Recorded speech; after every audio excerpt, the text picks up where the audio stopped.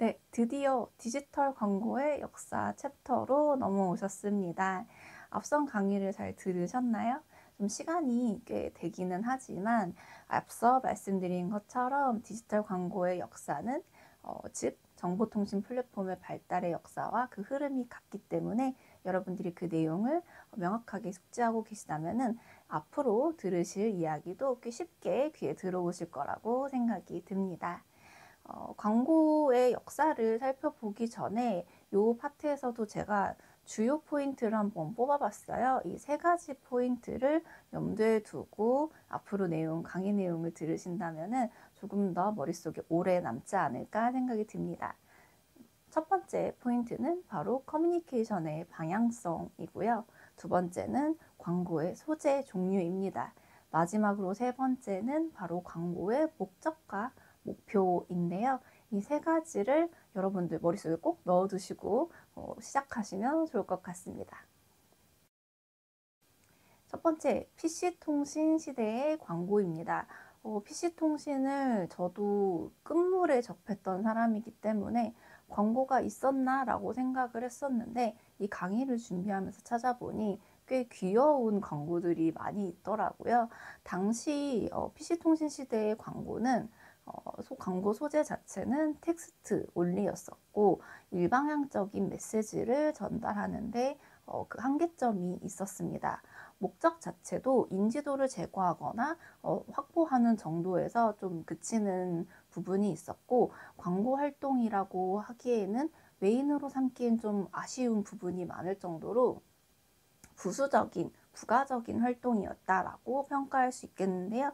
이렇게 보시는 것처럼 PC통신 시대에는 화면 자체가 굉장히 단조롭고 거의 흑백 혹은 파란색 화면과 까만 글씨로 이루어질 정도로 단조로웠던 시대이기 때문에 이렇게 특수 문자나 특수 기호를 활용을 해서 광고 메시지를 좀 효과적으로 전달하고자 하는 노력이 있었습니다. 네, 월드와이드 웹의 시대의 광고 파트입니다. 월드와이드 웹의 시대의 광고는 굉장히 역사가 길고 현재 진행형이기 때문에 시기별로 나누어서 살펴보면 좋을 것 같은데요. 이 교재에서는 네 가지의 시기로 구분을 하고 있습니다. 첫 번째 도입기, 그리고 두 번째 실험 및 1차 성장기, 세 번째로는 정착하고 질적으로 확산됐던 시기, 마지막으로는 전환기인데요. 저는 여기에 더불어서 다섯 번째 단계를 성숙기라고 한번 해보면 어떨까 싶습니다. 뒤에서 좀 더 자세히 설명을 드릴게요. 첫 번째 도입기에서는 좀 태동기라고 할 수가 있습니다. 이때는 단순 문자의 링크라든지 2D 디자인의 이미지 배너를 통해서 좀 일방적으로 광고 메시지를 전달을 하고 웹사이트로 들어오는 데만 목적을 두고 있었습니다. 인지도 제고나 확보가 목표였기 때문에 뭔가 고도화된 광고 활동은 좀 어려웠죠. 그래서 이 태동기의 광고 활동 같은 경우는 조금 단순화되어 있다라는 게 가장 큰 특징입니다. 성장기에는 정말 비약적인 발전을 이루는 시기인데요. 배너 광고나 디스플레이 광고 위주이기는 하지만 이 배너들이 굉장히 베리에이션이 많아집니다. 움직이는 배너라든지 인터랙티브 배너 같이 다양한 배너들이 등장하는데요. 요즘에도 많이 활용되고 있는 플로팅 배너라든지 확장형 배너 같은 것들도 이 시기에 등장을 했었던 기술입니다. 이때에도 일방적인 정보 전달이 지속이 되고 있었고 광고의 주요 목표와 목적은 인지도 제고나 확보였고 조금 더 나아가서는 사이트의 유입 정도로 볼 수가 있었는데요. 아무래도 이때 광고주들이 인터넷을 통한 광고 활동에 관심이 많이 생기기 시작하면서 검색 광고 같은 것들도 발달이 되고 미디어 랩사도 이때 출범을 하는 그런 시기였습니다. 세 번째, 바로 정착 및 질적 확산기입니다. 인터넷 광고 시장 자체가 굉장히 급성장하던 시기다라고 볼 수 있는데요. 90년대 말부터 초고속 인터넷망이 발전을 하면서 인터넷 사용자 수가 폭발적으로 늘고 인터넷 기반 포털 서비스들도 굉장히 많이 생겨나고 성장을 했죠.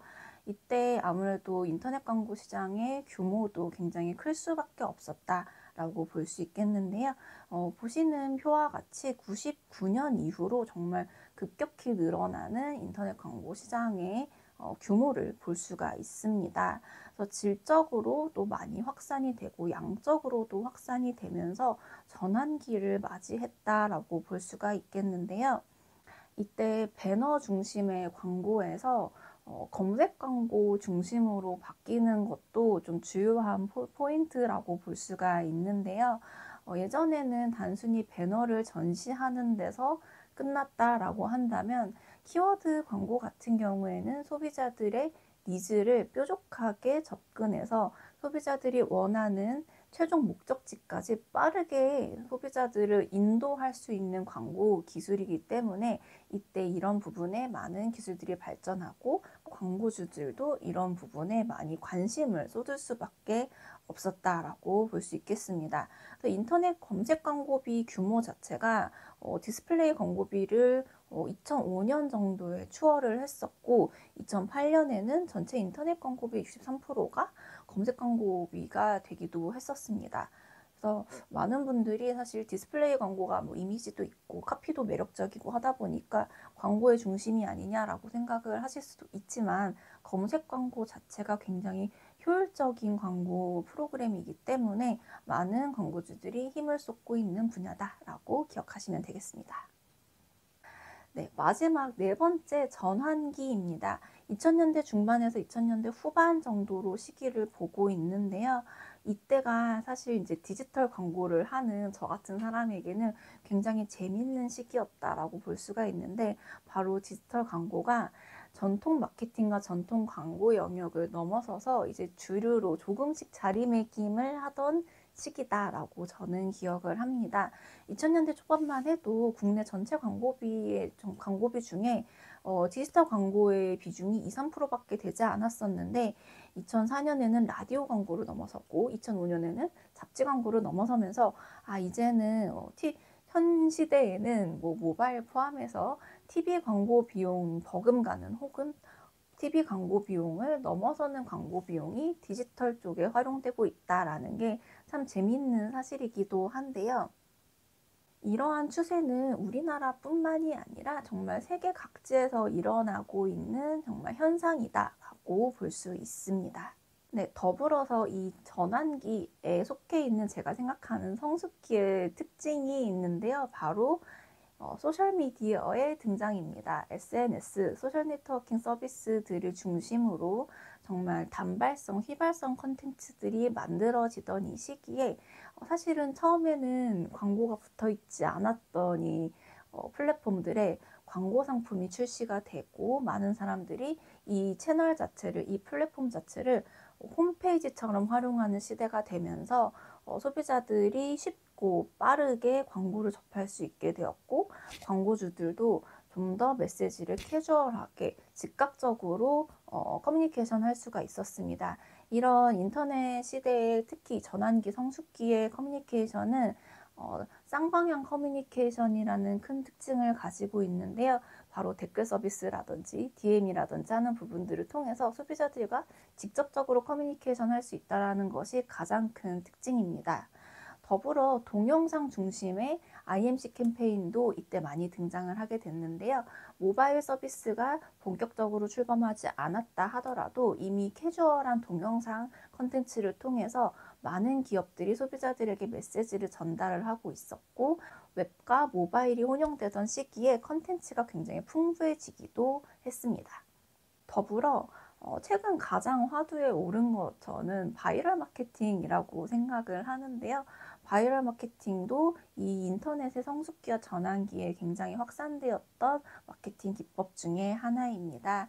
특히 SNS의 발전과 더불어 인플루언서들이 등장을 하고 많은 사람들이 이제는 스타 마케팅이라든지 혹은 굉장히 유명한 사람들에게 오피니언 리더에게 광고비를 지불하고 홍보 활동을 하는 것이 아니라 인플루언서들 즉 나와 소비자와 가장 가깝게 닿아 있는 사람들과 함께 마케팅 활동을 하는 것이 굉장히 이제는 주류 활동이 되었다라고 볼 수 있을 것 같아요.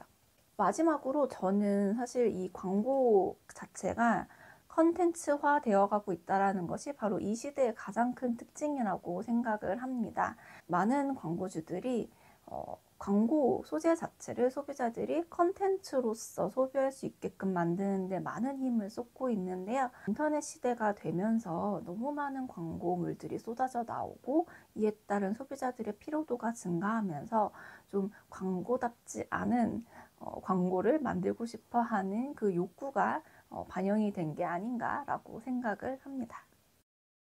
네, 세 번째, 모바일 시대의 디지털 광고입니다. 아무래도 앞서 인터넷 시대에서도 굉장히 광고가 많이 쏟아져 나오고 컨텐츠가 정말 매일매일 쏟아져 나왔었는데 모바일 시대가 본격화되면서 더 많은 컨텐츠들과 광고가 쏟아져 나왔는데요. 스마트폰의 등장이 이를 정말 가속화했다라고 볼 수 있을 것 같아요. 저는 트위터를 하고 싶어서 스마트폰을 구매를 했던 기억이 있는데 트위터도 처음에는 광고 계정이 딱히 없었는데 기업 계정들이 이제 막 생겨나면서 저도 2000년대 후반, 2008년 이쯤 8, 9년쯤에 트위터를 대행을 하는 것을 시작으로 소셜미디어 마케팅 대행을 할 수 있게 되었습니다. 이때는 정말 그 작은 글자만 만들어내는데도 굉장히 어렵고 소비자들의 반응을 가늠하는 게 힘들었던 게 사실 전통적인 마케팅이나 광고 시장 같은 경우에는 이미 많은 자료가 있고 많은 사례가 있고 소비자들의 반응이 예측 가능했지만 소셜미디어 시대의 광고는 예측이 불가능하다라는 점이 장점이다 단점이 아니었나라고 생각을 합니다. 그렇게 모바일의 발전과 더불어 소셜미디어 마케팅도 발전을 하면서 디지털 IMC가 등장을 하게 되었습니다. 저는 디지털 IMC를 주로 하던 기획자인데요. 디지털 IMC의 매력은 바로 이 디지털 플랫폼 전체를 아우를 수 있는 마케팅 활동을 할 수 있고 캠페인을 좀 전방위적으로 할 수 있다라는 게 가장 큰 장점인데 2010년대 초중반부터 이런 것들이 굉장히 많이 발전하게 되면서 많은 우수 사례들이 나오기 시작했습니다. 네, 모바일 시대의 디지털 광고는 저는 정말 두 가지 단어로 표현을 하고 싶어요. 다양성과 무한한 기회입니다. 모바일로 할 수 있는 것들이 정말 다양해지면서 광고의 영역도 그만큼 다양해졌고 광고가 다양해지면서 결국엔 기회도 무한히 확장되었다라고 저는 생각을 하는데요. 피처폰 시대에도 존재했었던 모바일 광고이지만 이때는 피처폰 자체가 할 수 있는 그 능력치가 한정적이었잖아요. 하지만 이 스마트폰 자체가 가지고 있는 무한한 능력치에 광고의 기회가 얹혀진다면 여러분들 디지털 광고라는 영역 자체가 굉장히 유망한 분야가 된 게 아닐까라고 생각을 합니다. 특히 2016년에는 좀 기념비적인 일이 있었죠. 부동의 1위였던 TV 광고 매출을 드디어 온라인 광고 매출이 앞지르는 일이 있었는데요. 지금도 사실 TV 광고는 아직도 광고의 꽃이다라고 할 정도로 TVC 제작이나 TVC의 비용이나 이런 것들이 굉장히 압도적이기는 하지만 그 효용성에 대해서는 이제는 좀 회의감을 가지고 있는 광고주들이 굉장히 많아졌고 광고주들도 좀 더 다양한 광고 집행을 통해서 좀 더 많은 고객을 만나고 싶어 한다라는 것을 꼭 기억하시면 좋을 것 같습니다. 조금 더 자세히 말씀을 드려볼게요. 현재 모바일, 특히 스마트폰을 사용하고 있는 유저가 국민의 90% 이상이라고 하죠. 모바일 자체가 굉장히 접근성이 뛰어난 디바이스인데 여기에 광고가 더해지면서 고객 접근성 또한 굉장히 뛰어나게 되었습니다. 이것이 바로 모바일 광고의 가장 큰 강점이라고 저는 생각을 하는데요. 여기에 에드테크라는 기술이 더 더해집니다. 단순히 광고를 송출하고 끝나는 것이 아니라 에드테크 기업들의 데이터를 활용을 해서 소비자들을 트래킹하고 소비자들을 유도하고 소비자들의 최종 목적지를 조금 더 분석할 수 있게끔 되는 것이 바로 현 시대의 광고 시장의 가장 큰 특징이라고 볼 수 있는데요. 그러다 보니 최근에 가장 큰 화두로 떠오르는 것이 바로 퍼포먼스 광고입니다. 전환 광고를 목적으로 하는 정말 딱 매출로 증명이 되는 광고 분야인데요. 지금은 퍼포먼스 광고가 굉장히 주요한 광고로 떠오르고 있지만 또 어떤 기술이 발전을 하느냐에 따라서 광고 시장의 흐름은 또 바뀔 수 있기 때문에 여러분들이 기억하셔야 될 거는 이 광고 시장과 광고 역사의 흐름 안에서 여러분들이 놓치는 게 없도록 하는 것이 저는 가장 중요하다라고 생각을 합니다.